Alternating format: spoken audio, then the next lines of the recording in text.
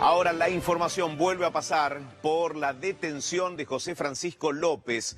En este caso, la comunicación que establecemos aquí en Segunda Mañana por A24 con Sergio Joglender, ex apoderado de la Fundación Sueños Compartidos. ¿Qué tal, Joglender? ¿Cómo le va? Buen día.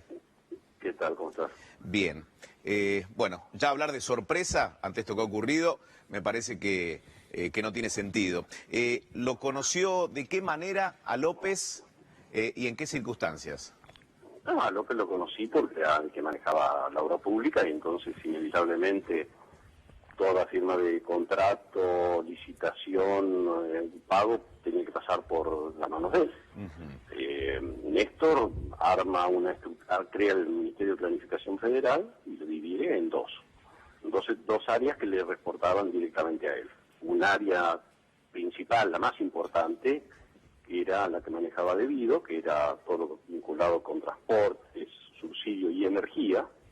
Vamos a ver que solo en energía, importación de energía, hay un presupuesto de casi 12.000 millones de dólares anuales. Esos barcos fantasmas, esos barcos de gas, esos contratos que nunca aparecieron. Y después tenía el área de obra pública, que estaba a cargo de López, con dos objetivos, como siempre digo, que era por un lado disciplinar a los municipios, a las gobernaciones y a los legisladores provinciales. La jurisdicción que no se alineaba no recibía fondos ni para hacer una salita, ni un hospital, ni una escuela. ¿Disciplinar es hacer entender que el dinero de la obra pública tenía que dejar algo en el camino? No. Y entonces, además de eso, el segundo objetivo de obra pública era recaudar fondos. Recaudar fondos para sostener el modelo político. Entonces, López era el encargado de negociar todas estas licitaciones y contratos con unas empresas tipo Lázaro Báez. Es decir, el caso de Lázaro Báez no es un caso aislado. Es decir, se lo ha hecho el paradigma porque mediante la prensa se puede descubrir algunas cosas, pero las rutas que no van a ningún lado, las rutas inconclusas, los puentes que están en el aire, están por todo el país. Digamos, las obras de ese, como la de las empresas de Lázaro Báez, abarcaron casi todo el país, por lo menos de las jurisdicciones más amigas. Bueno, ese dinero que recaudaba López iba directamente a Néstor. Y Néstor lo utilizaba, seguramente, lo utilizaban para enriquecerse todos ellos, pero además para sostener ese modelo político. Sí, usted, a ver, Joglender, ¿me permite? Usted lo coloca a Néstor Kirchner, sí, pero digo, ¿lo coloca a Néstor Kirchner en lugar de jefe de la banda? Para comprar, ¿cómo? ¿Usted lo coloca a Néstor Kirchner en lugar de jefe? Sí, claro. Entonces, lo utilizaban para la compra de medios de comunicación, para la compra de empresas con Cristóbal López, para la compra de voluntades políticas, para la compra de votos y para los sobresueldos de una enorme cantidad de funcionarios de la administración de los tres poderes. Entonces, hay un problema estructural de fondo en la Argentina que es, digamos, que son muy pocos los funcionarios del poder legislativo, judicial y ejecutivo que pueden justificar su patrimonio con su recibo de sueldo. Es un problema estructural que no sé cómo lo va a resolver este nuevo gobierno. Y mientras vivió Néstor, él mandaba y él ordenaba esto. Cuando él muere, ellos siguen con esta misma lógica, pero ya sin ningún tipo de control y ningún tipo de límite. Cuando quieren avanzar con esta lógica sobre la fundación, cuando yo empiezo con las grandes peleas, las grandes discusiones con López y termino renunciando a la fundación. Y bueno, ellos terminan renegociando todos los contratos, dándose a empresas amigas, vaciando junto con Vudú toda la estructura. Y la única obra donde no había sobreprecio, no había sobrecertificación, no había factura trucha, donde la gente estaba en blanco, la quisieron transformar en el paradigma de la corrupción. Bueno, me llevó 5 años de poder demostrar en los tribunales que hasta lo último que yo dije era verdad y que hasta el último, que nunca me robé un centavo, y de hecho vivo de mi sueldo y trabajo, vivo en Rosario trabajando. Sí, ahora digo, en aquel momento usted habló de este tema, digo, no le prestaron atención. No solo hablé periodísticamente. No, pero digo, habló periodísticamente y lo planteó ante la justicia. Sí. Entonces, ¿qué hicieron? Es decir, la causa esa la abrieron y la cajonearon. Durante 5 años está cajoneada todavía, la tienen abierta. ¿Y quién la termina cajoneando? ¿La justicia o el poder político acompaña? Las dos cosas, hasta hoy, las dos cosas. Pero el problema es que, entonces, ¿qué hicieron? Lo usaron a Ollarvide para armarme la causa, y entonces ya pasé a ser el malo de la película. Pero claro, a mí nadie me defendía, pues había una operación de prensa del Comunal. No tenía, era yo solo contra el mundo. Ahora, pero está bien, Sergio, usted incalculable. dice, a mí nadie me defendía, pero yo le planteo esto. La cantidad de dinero que vimos ayer, sí, que transportaba José López, la verdad que no tiene por qué transportarse esa suma de dinero en efectivo. Digo, esa cantidad de dinero proviene de algún lado no claro. Punto uno. No, Segundo, espera. Esos son chirolas para ellos. ¿Estos son chirolas? Chico que tenía en la casa. A él le deben haber pasado algún dato de que podía caerle un allanamiento, y salió desesperado y juntó lo que tenía en su casa, juntó las alhajas, la plata que tenía chica en la casa y el arma, y lo podía comprometer, lo fue condenar al convento amigo que tenía ahí cerca de su mansión. ¿Y entonces cuántos se robaron? Ahora, ¿cómo? ¿Cuántos se robaron si estos son chirolas? Ahí es incalculable. Yo no lo sé, pero habría que hablar con algún economista y rastrear el presupuesto de obra pública. Solo del presupuesto de obra pública yo calculo que el 50% fue de retorno.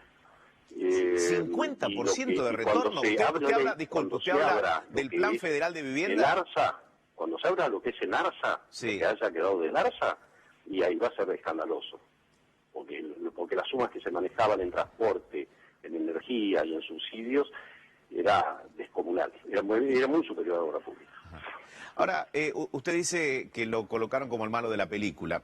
¿Usted ha viajado con dinero en efectivo, no, en avión, o no? ¿Cómo? ¿Usted ha viajado con dinero en efectivo en su poder? Sí, por supuesto, para los sueldos.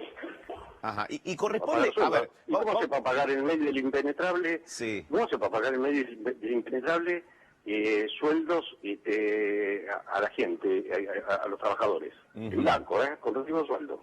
Claro. O, por ejemplo, cuando el banco de Santiago del Estero no tenía interbanking, entonces había que ir y depositar. Por ejemplo, hicieron una denuncia, me acuerdo, como una operación sospechosa, porque había retirado dinero en efectivo del Banco de Santiago del Estero. Cobró un cheque de pago a la Fundación de Obras y viajo y lo llevo en avión a Buenos Aires y se deposita en la cuenta de la Fundación para el pago de sueldos, menos la parte que se paga en efectivo de sueldo. Pero eso es un reporte de operación sospechosa. Pero bueno, está bien, soy yo Glender, entonces soy el culpable de lo que... Era más fácil culpar de mí que investigar la verdad. Ahora... Dudo que esta estructura... Sí. Dudo que esta estructura judicial hoy pueda avanzar seriamente. ¿Usted está limpio, John Glender? Digo, en términos de todo el manejo de dinero que se ha hecho en torno a Sueños Compartidos. Le pregunto porque se reactivó la causa, ¿no? Yo puedo demostrar absolutamente todo y que todo lo que yo dije era verdad. Sigo imputado porque las causas judiciales en este país nunca se cierran, nunca se terminan. Vivo de mi sueldo, trabajo todos los días. Hoy mi jefe me dio permiso para poder llegar más tarde porque estoy hablando con los medios por teléfono. Pero viajo en micro, no tengo coche, no tengo vehículo propio, viajo en micro. Todos los fines de semana me voy a ver a mi familia a Buenos Aires y vuelvo. Una vida tranquila y austera, digamos. Arremangado y honesta. Austera. Y no me fané un mango. Y nunca tuve una Ferrari. Sergio, le pregunto, volviendo a José López, ¿puede desconocer quien está al frente del gobierno toda esta operatoria que usted habló del 50% de retorno? Digo, ¿en qué lugar coloca a la expresidenta? ¿Usted ha tenido contacto con la expresidenta, con Máximo Kirchner y demás? No, con Máximo nunca me lo crucé. Y con Cristina, las veces que la crucé me la saludé, pero con ella nunca quise hablar. El que me llevaba bien es con Néstor, pero no con ella. Ajá. Y ahora, ¿qué responsabilidad tiene Cristina? Total y absoluta. Nada de esto se podía hacer durante los años de gestión de ella como presidenta, ¿no? No en el comienzo, pero digo, nada de esto se podía hacer sin el aval de ella. El problema es que ella no tenía el mismo mando que tenía Néstor sobre López y Debido. Entonces, cuando él se muere, estos se descontrolan y empiezan ya a robar cada vez menos para la corona y cada vez más para ellos mismos. O sea, se descontrola todo, dice usted. Sí, así es. La verdad que son varias afirmaciones que nos dejan pensando. A ver, López, ¿usted considera que puede llegar a manifestarse arrepentido de lo hecho, a transformarse en un testigo protegido? Eso es un cuento. ¿Por qué? A ver, la idea de que los Báez, los López se van a transformar en testigos protegidos, arrepentidos, van a contar todo, eso es un cuento chino, un cuento que nos quieren vender. En el caso de Báez, seguramente ya han negociado todo, porque si no es absolutamente inexplicable jurídicamente que los hijos estén en libertad. Ya deben haber negociado con él que, bueno, bancate esto, en un par de años, después te pasamos a un hospital con algún problema de salud, y después una prisión domiciliaria, y después tenemos la escarcelación, pero a tus hijos no lo tocamos. Y con López seguramente van a intentar circunscribirlo a que no puede justificar el origen de estos 8 millones y que eso es todo. A ver, si a cualquier delincuente lo encuentran con esa suma de dinero, arma y joyas, en la madrugada hubiesen allanado los domicilios de todos sus familiares, sus oficinas, sus conocidos, sus vecinos. Lo único que hicieron es ahora allanar la mansión de él. A ver, la justicia va a ir avanzando apenas un poquitito más rápido que en la época primerista. No, que no, a ver, son lo mismo, no han cambiado. Y supongo que si López, cuando se manejan sumas tan grandes, tan inimaginables de dinero, uno tiende a pensar que es muy fácil para esta gente comprar voluntades políticas, judiciales, que es muy difícil avanzar. Bueno, de hecho, cuando lo detuvieron a López... Estás hablando de la persona que manejaba la obra pública en el país. Sí, ahora, Sergio... O sea, que todos los grandes grupos económicos le rendían pleitesía. Claro, de hecho, cuando lo detuvieron a López, quiso de alguna manera zafar del momento, coimeando a un policía, lo declaró el mismo efectivo. Y sí, ¿y por qué vos crees que no va a intentarlo con los jueces o los fiscales? Bueno, quiero creer que no van a aceptar, igual que el policía. ¿Vos lo crees? No sé. Está bien. Bueno, es una opinión personal. Está Diego de Nicolás aquí a mi lado. Sí, Joclender, buen día. Le quería hacer una consulta. ¿Cuál fue el hecho y en qué momento usted advirtió que López no era ese funcionario honesto que usted quizás pensaba que era al principio y usted lo comenzó a ver como un funcionario corrupto? Y creo que ya a los pocos meses de empezar con el proyecto de obras, porque al caminar por el ministerio, oficina por oficina, llevando los expedientes, haciendo las cosas como corresponde, te vas charlando con la gente, te vas encontrando con funcionarios de segunda línea, con empleados, y todo el mundo te va contando, todo el mundo te va tirando algún chimento. Claro, pero usted concretamente tuvo... Si vos querés, la principal autocrítica que yo tendría que hacerme es... bueno, y uno toleraba eso bajo la excusa de que para hacer política se falta plata, por parte de los funcionarios, ¿no? Cuando justificaba la corrupción que se armó, y qué sé yo, la verdad, en eso te podría dar la razón, ¿no? Pero a usted le propusieron directamente algún negocio oscuro que usted tenía que ser cómplice. No se animaron nunca, no se animaron nunca porque saben que lo sacaba corriendo, los ratos, y por eso me terminan obligando a renunciar a la fundación, y por eso me demonizan, me criminalizan, y entonces paso a ser yo el malo de la película, y pudieron vaciarla y desarmar todo lo que se había construido. ¿Quién lo obliga, quién lo induce a que renuncie a la fundación? López, indudablemente.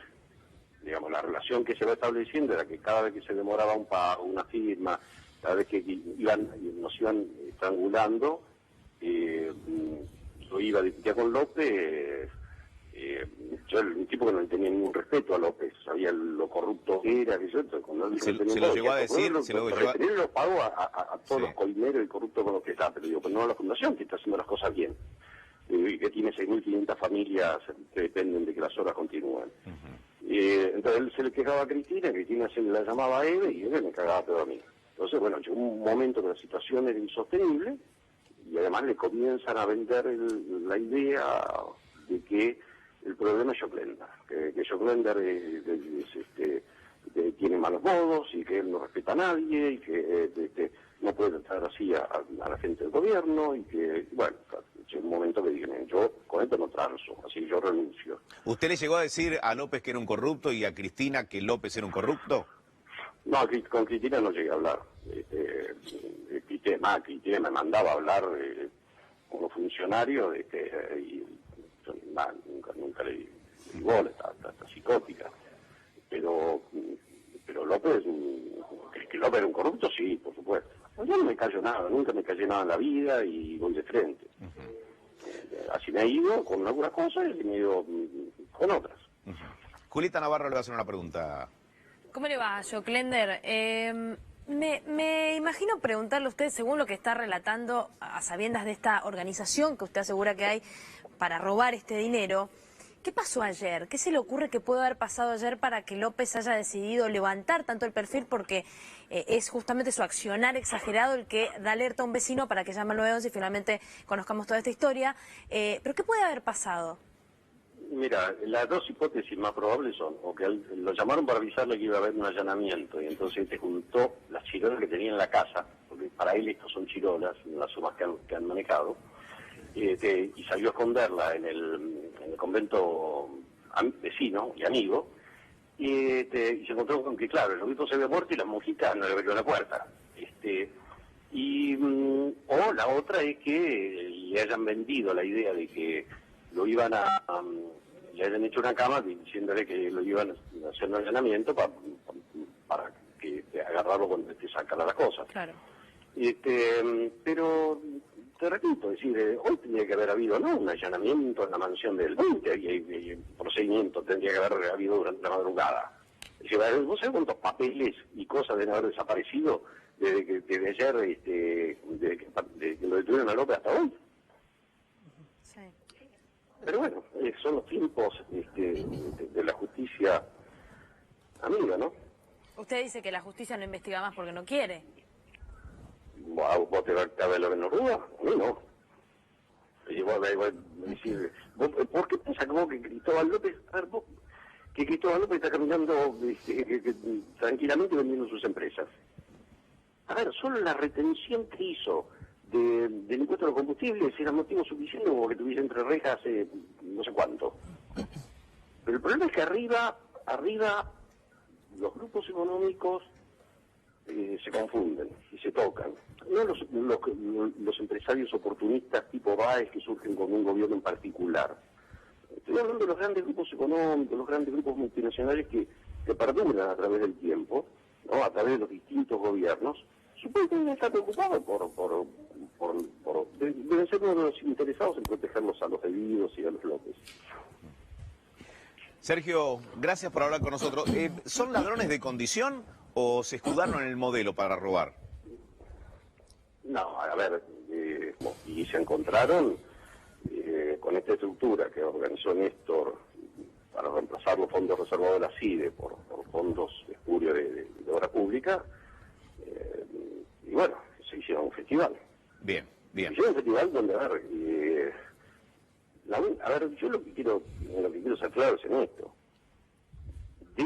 Lo que yo estoy diciendo, tal vez la diferencia es que yo lo digo, pero que el dirigente político no se hagan los pelotudos, que los periodistas de investigación no se hagan los pelotudos, porque a ver, todo esto no es que solo Joclender lo sabía, ¿sí? Y lo denunciaba. Bien. Sergio, gracias por hablar con nosotros, No, gracias a usted. Hablamos con Sergio Joclender aquí en Segunda Mañana.